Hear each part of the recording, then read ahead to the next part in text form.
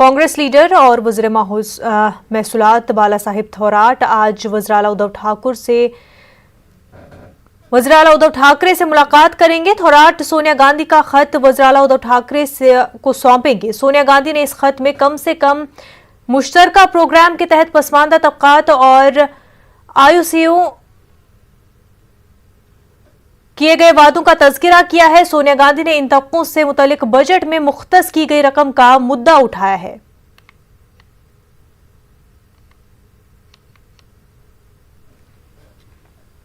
Drugs connection case में अर्जुन रामपाल की मुश्किलें बढ़ सकती है। जराये के मुताबिक तफ्तीशकारों ने अर्जुन रामपाल के साबिका और मौजूदा बयानात में तजाद की निशानदही की है। तफ्तीशकारों को शक है कि जो दवा छापे के दौरान अर्जुन रामपाल के घर से बरामद की गई थी, जिस पर अदाकार ने सफाई में नुस्खा पेश किया था, वो नुस्खा फर्जी था। अगर एजेंसी ये साबित कर सके कि नुस्खा नकली था तो अर्जुन रामपाल की मुश्किलों में इजाफा हो सकता है।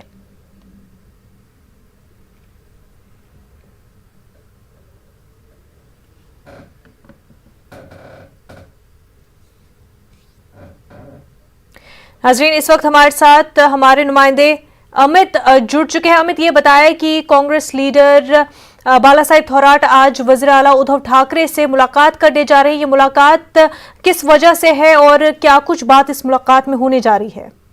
देखिए, दोपहर 3 बजे जो है महाराष्ट्र के राजस्व मंत्री जो है और अध्यक्ष प्रदेश के बाला साहिब थोराट जो है उद्धव ठाकरे से वर्षा बंगले पे मुलाकात करेंगे और कांग्रेस अध्यक्ष सोनिया गांधी की ओर से लिखे गए पत्र को मुख्यमंत्री को सौंपेंगे।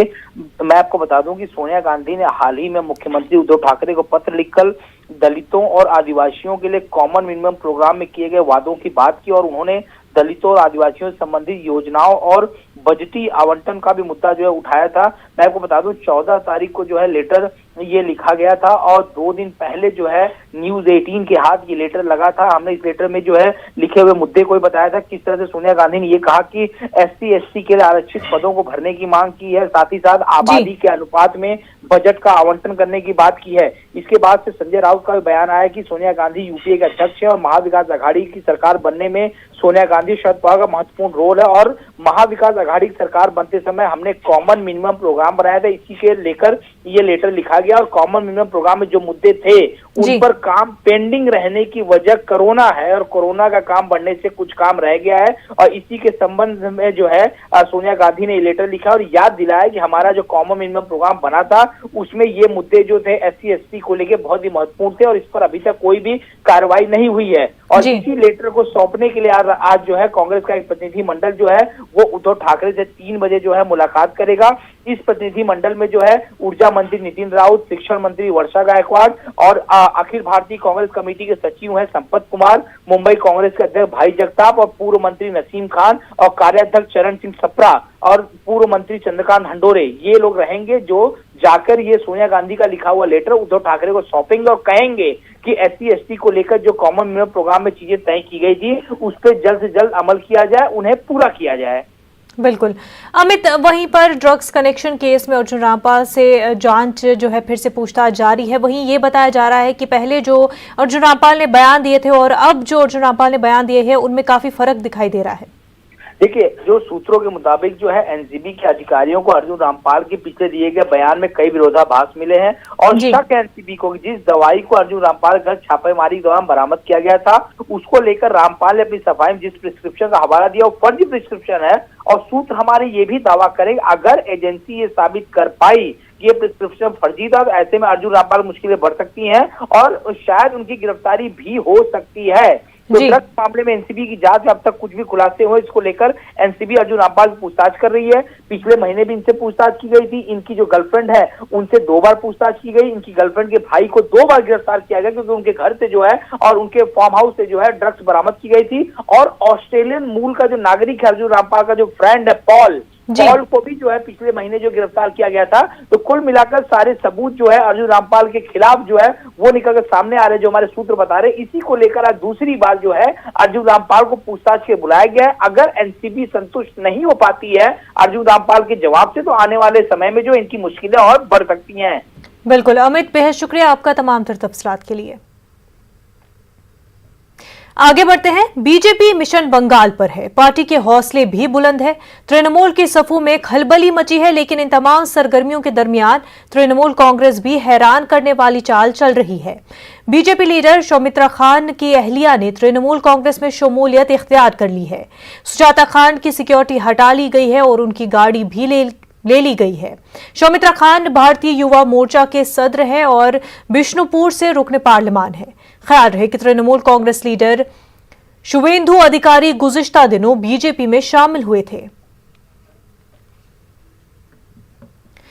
हमारी नुमाइंदा शबाना हमारे साथ जुड़ चुके हैं। शबाना, बीजेपी और तृणमूल कांग्रेस के बीच में जो है एक तरह से सियासी जंग जो है वो लगातार जारी है, जहां पर बीजेपी के लीडर तृणमूल में शामिल हो रहे हैं और तृणमूल के लीडर्स बीजेपी में शमूलियत इख्तियार कर रहे हैं। बिल्कुल, ये एक हम कह सकते हैं कि जिस तरह से बीजेपी ने कल बंगाल में रोड शो किया गया, वजीर दाखिला अमित शाह बंगाल के 2 रोजा दौरे पे आए थे और जिस तरह से बीजेपी की कामयाबी का दावा किया गया, ऐसे में आज तृणमूल कांग्रेस ने भी उल्टी चाल चलते हुए एक हैरान कुन जो है वो देखने को मिला कि जिस तरह से आप देखें कि सुबह ही पीके जो प्रशांत किशोर है उन्होंने एक ट्वीट किया और कहा कि अगर बंगाल में बीजेपी को कामयाबी मिलती है तो वो मतलब वो जिस तरह से उन्होंने ट्वीट किया और उसकी कुछ ही देर के बाद सुमित्रा खान की अहलिया तृणमूल दफ्तर में नजर आती हैं बीजेपी का परचम थामे हुए, और ये वही लीडरान है, सौगता राय के हाथों उन्होंने परचम थामा है। तो ये वही लीडरान है जो बीजेपी के खिलाफ जो बीजेपी में शामिल हो रहे हैं तृणमूल के लीडरान, उनको रोकने के लिए पूरी जद्दोजहद कर रहे थे। सौगता राय, सुदीप बंदोपाध्याय ये नाराज लीडरान के घर जा रहे थे, बार बार जा रहे थे, शुभेंदु अधिकारी के घर जा रहे थे, कई मीटिंगें हुई थी। और अब जब इन लीडरान ने मजबूत तृणमूल कांग्रेस के मजबूत लीडरान जब बीजेपी में शामिल हुए तो ये बिल्कुल एक अलग देखने को मिला कि जो बीजेपी के जो मजबूत लीडरान हैं अब उनके घरों को भी तोड़ने की कोशिश की जा रही है कि उनके लोग, उनके खानदान के लोगों को किस तरह से तृणमूल में शामिल कराया जाए, ये कोशिश तृणमूल की तरफ से हो रही है। और ये एक बहुत बड़ी कामयाबी है तृणमूल कांग्रेस के लिए कि सौमित्रा खान जो बंगाल में एक मजबूत लीडर है और लड़ाकू लीडर है और बीजेपी के लिए पूरे बंगाल में प्रचार कर रहे हैं, वो एक मजबूत चेहरा है। और उनकी अहलिया अगर तृणमूल कांग्रेस को ज्वाइन करती हैं और जिस तरह से उन्होंने बयान दिया कि वो एक दलित लीडर हैं और बीजेपी में जो है वो दलितों को के साथ नाइंसाफी हो रही है, जिसके बाद वो जो उन्होंने फैसला किया तृणमूल कांग्रेस में शामिल होने का, तो इसका जवाब अब बीजेपी क्या देगी, ये एक बड़ा सवाल है। हालांकि कुछ ही देर में कह सकते हैं कि कुछ ही मिनटों में सौमित्रा खान प्रेस कॉन्फ्रेंस करेंगे और वजीर आला ममता बनर्जी भी आज शाम एक प्रेस कॉन्फ्रेंस करेंगी। तो क्या जवाब आता है बीजेपी की तरफ से वो देखना होगा। हालांकि फौरी कार्रवाई करते हुए सौमित्रा खान की जो अहलिया है सुजाता मंडल खान, उनकी सिक्योरिटी छीन ली गई है, उनकी गाड़ी ले ली गई है। अब क्या कुछ जवाब देते हैं सौमित्रा खान, और साथ ही साथ ये दोनों मियां बीवी का रिश्ता कितना मजबूत रह पाता है, ये भी देखने की बात होगी। क्योंकि सियासी तौर पर हर पार्टी खुद को मजबूत बनाने की कोशिश कर रही है, लेकिन जिस तरह से घर तोड़ रही है, जिस तरह से घर टूट रहा है, ये भी एक बड़ा सवाल है कि सियासत में जीत हासिल करने के लिए लीडरान के जो अपने घरेलू जो इंतशार होगा उसको रोक पाना इनके लिए कितना आसान होगा, कितना मुश्किल होगा। बहरहाल अब सौमित्रा खान खुद सामने आएंगे और क्या जवाब देते हैं इस पर मीडिया की नजर होगी। जी बिल्कुल। शबाना, ये बताया कि सुजाता का काफी अहम रोल माना जा रहा है कि बंगाल में जिस तरह से बीजेपी का काम अभी तक रहा है उसमें सुजाता का भी अहम रोल माना जा रहा है। ऐसे में दलितों का तो सुजाता बता रही है, लेकिन अहम वजह क्या मानी जा रही है कि सुजाता ने इस तरह से बीजेपी से निकलकर तृणमूल में शमूलियत इख्तियार की? देखिए, सुजाता एक ऐसा चेहरा है जिसे सौमित्रा खान के साथ साथ देखा जाता था। सौमित्रा खान जहां भी जाते थे बीजेपी के लिए रैली करते थे, प्रचार करते थे, सुजाता उनके साथ होती थी। तो सुजाता और सौमित्रा खान का एक मजबूत रिश्ता था और उन्हें साथ देखा गया था। लेकिन अब जिस तरह से सुजाता अलग हुई हैं और उन्होंने कहा है कि दलितों के साथ नाइंसाफी हो रही है, उन्हें लालच दिया जा रहा है, लेकिन असल में ऐसा कुछ नहीं है, तो इस तरह का एक इल्जामात लगाए हैं। और अब जब सुजाता को भी लोगों को भी एक अलग पहचान मिली है सौमित्रा खान के साथ साथ, तो सुजाता को भी लोग जानते हैं। तो क्या सुमित्रा खान का नैमुल बदल क्या तृणमूल कांग्रेस में सुजाता के तौर पर अपनी पार्टी में पेश करने की कोशिश करेगी या उसी तरह का एक मजबूत चेहरा सुजाता को बनाएंगी, ये एक बड़ा सवाल है।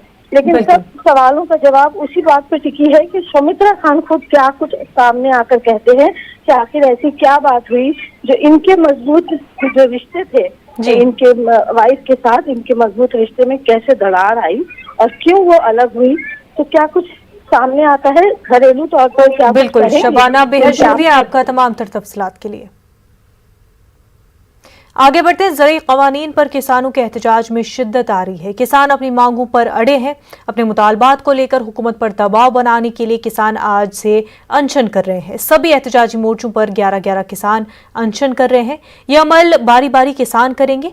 इस बीच मरकज ने किसानों से बातचीत की मेज पर आने की एक बार फिर अपील की है। मरकजी वजीर मुख्तार अब्बास नकवी ने न्यूज़ 18 से बात करते हुए किसानों को एक बार फिर से यकीन दिलाया है कि मोदी सरकार किसानों के मफाद के लिए संजीदा है। मुख्तार अब्बास नकवी ने मजीद कहा, क्या कुछ कहा है, आइए सुनते हैं।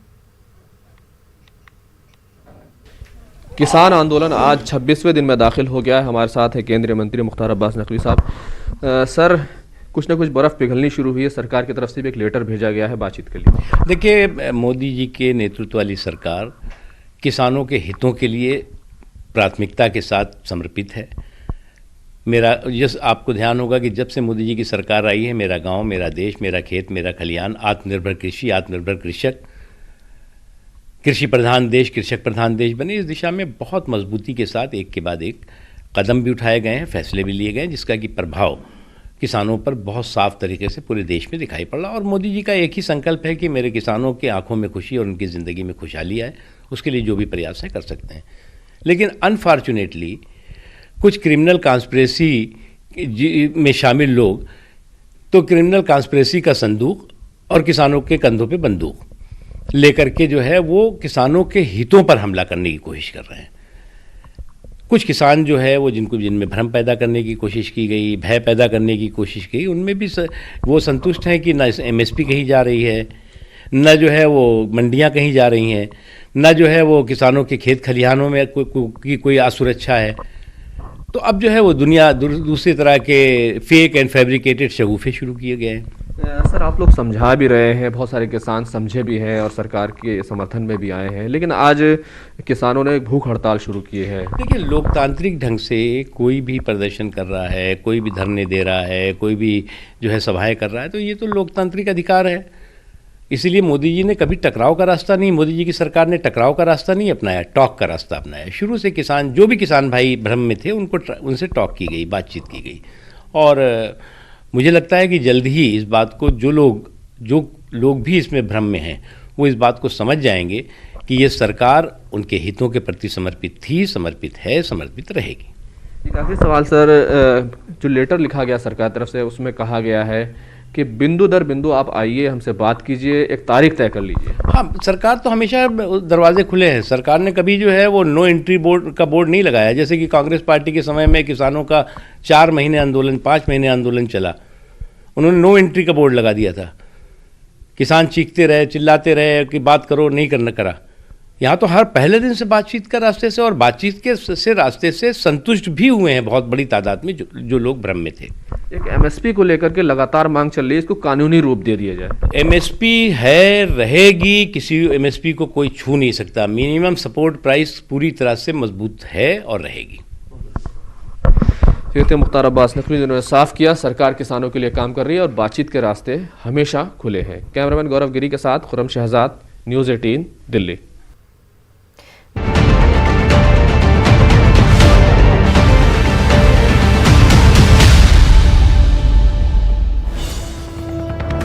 मगरबी बंगाल से बड़ी खबर, ममता बनर्जी करेंगी रोड शो। 29 दिसंबर को बोलपुर में ममता बनर्जी का रोड शो होगा। अमित शाह ने बोलपुर में रोड शो किया था। काफी अहम खबर आपको बता रहे हैं, ममता बनर्जी रोड शो करेंगी। 29 दिसंबर को बोलपुर में ममता बनर्जी का रोड शो होगा। इससे पहले अमित शाह ने बोलपुर में रोड शो किया था। अहम खबर मगरबी बंगाल से, ममता बनर्जी रोड शो करेंगी। ये रोड शो 29 दिसंबर को बोलपुर में होगा। इससे पहले अमित शाह ने बोलपुर में रोड शो किया था।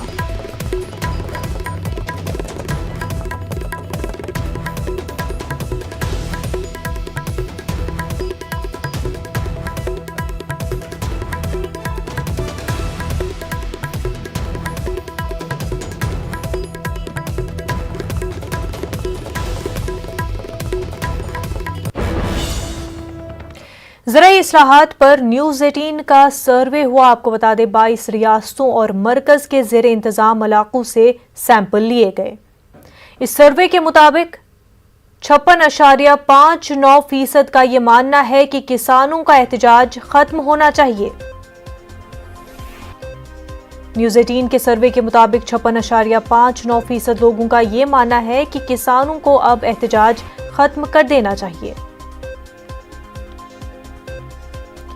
वहीं न्यूज़ 18 के सर्वे के मुताबिक 53.6% अफराद नए ज़रे क़वानीन के हामी है, यानी कि 53.6% लोग नए ज़रे क़वानीन के साथ है।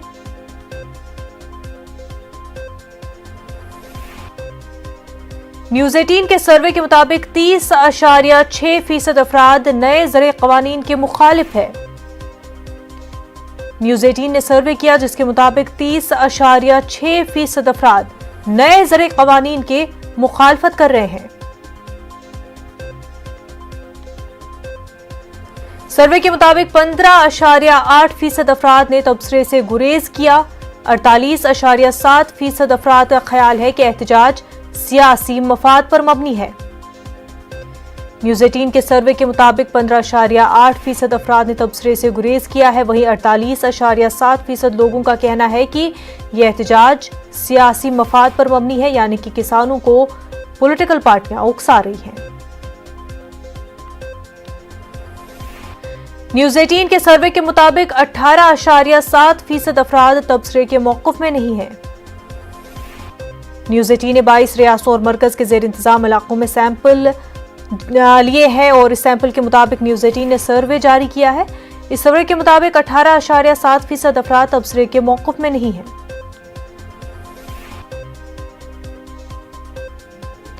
न्यूज़ 18 के सर्वे के मुताबिक 52.69% मानते हैं कि क़वानीन वापस लेने पर जोर देना सही नहीं है।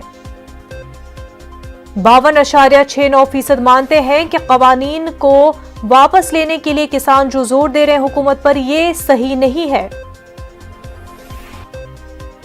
न्यूज़ 18 के सर्वे के मुताबिक 60.9% लोग मानते हैं कि नए क़वानीन से किसानों को अच्छे दाम मिलेंगे। 73.05% अफराद ज़राई शोबे को जदीद तकाज़ों से हमाहंग करने के हक में है।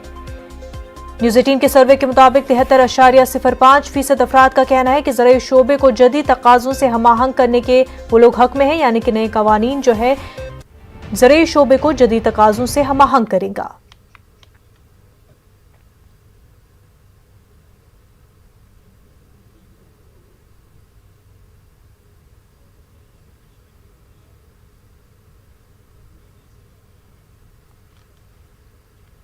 नाज़रीन, बीजेपी लीडर शाहनवाज हुसैन श्रीनगर में प्रेस कॉन्फ्रेंस कर रहे हैं, सीधा रुख करते हैं। डेवलपमेंट के लिए और इस चुनाव में एक ही मुद्दा रहा डेवलपमेंट। हमारे जो मुखालिफिन हैं उन्होंने जरूर, क्योंकि डेवलपमेंट के मुद्दे पर वो पब्लिक को फेस नहीं कर सकते थे, इसलिए वो पब्लिक में बहुत ज्यादा नहीं गए। जैसे बहाना भी किया कई बार, मैंने भी, जैसे जुमा के दिन, इलेक्शन के दिन मैं भी कैंपेन में अगर जाने लगा तो एडमिनिस्ट्रेशन ने उस दिन रोका तो मैं भी रुका, लेकिन मैंने कोई ड्रामा नहीं किया, कोई वीडियो नहीं बनाया, कोई हंगामा नहीं किया। और उस दिन जरूर प्रेस क्लब में मैंने प्रेस की थी तो मैंने इसका जिक्र किया था। ये जम्मू कश्मीर की अवाम ने जो उत्साह दिखाया, जो पोल में जिस तरह से उन्होंने पार्टिसिपेट किया है, मैं उनके जज्बे को भारतीय जनता पार्टी की तरफ से सैल्यूट करता हूं, सलाम करता हूं। ये बहुत बड़ी बात है।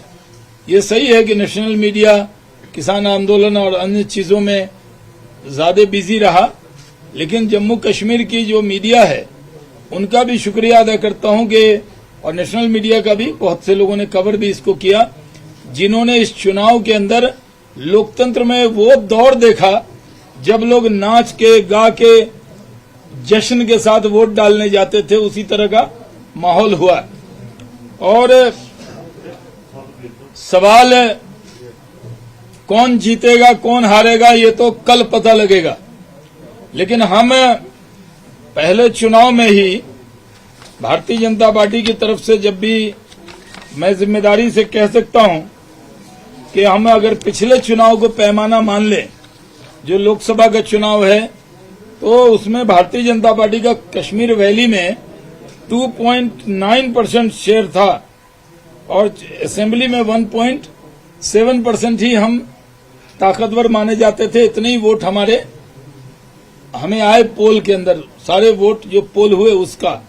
लेकिन मैं आज श्रीनगर में ये दावा करता हूं कि भारतीय जनता पार्टी का चुनाव लड़ने से पहले ही जो हमारे मुखालफिन हैं उन्होंने हार मान ली और कहा वो अकेले बीजेपी से मुकाबला नहीं कर सकते, क्योंकि अवाम हमारे साथ थी। इसलिए जैसे बिहार यूपी में महागठबंधन बनता है, उन्होंने महागठबंधन बनाया और वो महागठबंधन को भी हर जगह तीखा मुकाबला भारतीय जनता पार्टी से मिला। हमारे बहुत से पंच सरपंच जीते हैं, आज मैं उसका जिक्र नहीं करता क्योंकि सेम डे काउंटिंग होती है और हमारे बहुत से लोग जीते हैं। लेकिन जो डीडीसी का इलेक्शन है, ये इसलिए भी इम्पोर्टेंस है इसका कि कई cabinet minister, x cabinet minister भी जो जम्मू कश्मीर की हुकूमत में कैबिनेट मिनिस्टर रहे हैं, वो भी डीडीसी का चुनाव लड़ते हुए नजर आए। तो आप समझ सकते हैं इस इलेक्शन की अहमियत क्या थी। हम लोगों ने अटल बिहारी वाजपेयी जी का जो एक ख्वाब है, इंसानियत, जमहूरियत, कश्मीरियत, तो जमहूरियत रहेगी तो इंसानियत भी रहेगी और कश्मीरियत भी रहेगी। जैसे हम कई राज्यों में, मैं यहां नहीं कहता, लेकिन कई राज्यों में हम लोग कहते हैं कि जंगल राज, तो अगर जमहूरियत नहीं होती तो उसको जंगल राज कहते थे। तो जमहूरियत यहां मजबूत हुई है। पार्टियां आती रहेंगी, जाती रहेंगी, पार्टियां जीतेंगी, हारेंगी। शाहनवाज हुसैन श्रीनगर में मीडिया से खिताब कर रहे हैं। आगे बढ़ते हैं। कोरोना कहर और बोर्ड तुलबा की मुश्किलात के मद्देनजर Muslim education and career promotion society ने तुलबा के लिए मुफ्त कोचिंग और करियर काउंसलिंग शुरू की है। सोसाइटी के जरिए शुरू की गई कोचिंग और करियर गाइडेंस और काउंसलिंग को तुलबा ने वक्त की बड़ी जरूरत से ताबीर किया है। पेश है खास रिपोर्ट।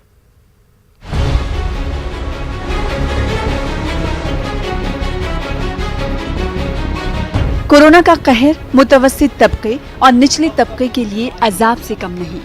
इस मुश्किल घड़ी में जहां 2 वक्त की रोटी का मुश्किल से इंतजाम हो पा रहा है, ऐसे में वो अपने बच्चों की तालीम का ख्वाब भी नहीं देख सकते। बच्चों की ऑनलाइन तालीम के लिए मोबाइल और डेटा का इंतजाम करना कितना मुश्किल हो रहा है, ये वही जानते हैं। ऐसे में बोर्ड इम्तिहानात के स्कूल के दरवाजे तो खोल दिए गए हैं, लेकिन स्कूलों के जरिए फीस का मुतालबा एक इजाफी बोझ साबित हो रहा है। तलबा की मुश्किलात के मद्देनजर Muslim education and career promotion society ने मुफ्त गाइडेंस, कोचिंग और माली मुआवनत का भी सिलसिला शुरू किया है। देखिए, आज जो हमने काउंसलिंग का मकसद था वो ये था कि क्योंकि ऑनलाइन क्लासेस चल रही हैं, बच्चे बहुत परेशान हैं। 2 महीने बाद बच्चों के एग्ज़ाम शुरू हो जाएंगे, तो बच्चे किस तरह एग्ज़ाम की प्रिपरेशन करें और वो एग्ज़ाम को किस तरह फेस करें, क्या हालात बनेंगे। अभी बच्चे बहुत तज़ब्ज़ुब की हालत में हैं कि वो किस तरह से अपने एग्ज़ाम दे पाएंगे और उनको कामयाबी कैसे मिलेगी। इसके अलावा बच्चों के साथ सबसे बड़ा मसला ये है कि उनको कॉम्पिटिटिव एग्ज़ाम्स की तैयारी भी करना है। अब ऑनलाइन क्लासेस करें, कोचिंग करें, तो इसमें बच्चा बहुत कन्फ्यूज़ है। तो आज हमने अपने जो हमारी टीम के एक्सपर्ट्स हैं उनसे बच्चों को रूबरू कराया है और 1-to-1 हमने काउंसलिंग करवाई है ताकि बच्चे अपना मुस्तकबिल बेहतर बना सकें। सोसाइटी ने अपने प्रोग्राम का आगाज कोरोना कहर में काउंसलिंग के जरिए किया ताकि उनकी मुश्किलात को समझा जा सके और इसकी रोशनी में उनके कैरियर को लेकर गाइडेंस देने के साथ उनके लिए मुफ्त कोचिंग और उनकी फीस की अदायगी के लिए उनके शाना बशाना खड़ा होया जा सके। इम्पोर्टेंट तो बहुत है इसके लिए, क्योंकि मगर कुछ भी हो ये काउंसलिंग तो होनी चाहिए, क्योंकि अगर काउंसलिंग नहीं होगी तो अपन आगे का क्या करेंगे। कोरोना हो चाहे कुछ भी हो, उससे बचाव तो कर सकते हैं, लेकिन आगे का फ्यूचर के बारे में सोचेंगे तो पीछे का छोड़ देंगे। जी, यहाँ पे ये हो रहा है, काउंसलिंग हो रही है यहाँ पे, और यहाँ पे अभी सर आए थे, SDM है वो, उन्होंने बहुत अच्छी काउंसलिंग करी है यहाँ पे बच्चों की। और यहाँ पे बच्चे अपने यहाँ पे डाउट्स क्लियर कर रहे हैं, जो भी उन लोगों को प्रॉब्लम है अपनी लाइफ से रिलेटेड और जो भी स्टडीज़ में प्रॉब्लम्स हैं वो यहाँ पे डिस्कस कर रहे हैं ताकि उसका कुछ सोल्यूशन निकले। भोपाल में Muslim education and career promotion society का क़याम 1984 में अमल में आया था। सोसाइटी के जरिए हालांकि पहले तालीम के लिए स्कॉलरशिप दी जाती थी, मगर हालात की जरूरत को देखते हुए सोसाइटी ने कैरियर गाइडेंस और मुफ्त कोचिंग का भी सिलसिला शुरू किया है। न्यूज़ 18 उर्दू के लिए भोपाल से मेहताब आलम की रिपोर्ट। बुलेटिन में फिलहाल इतना ही। आदाब।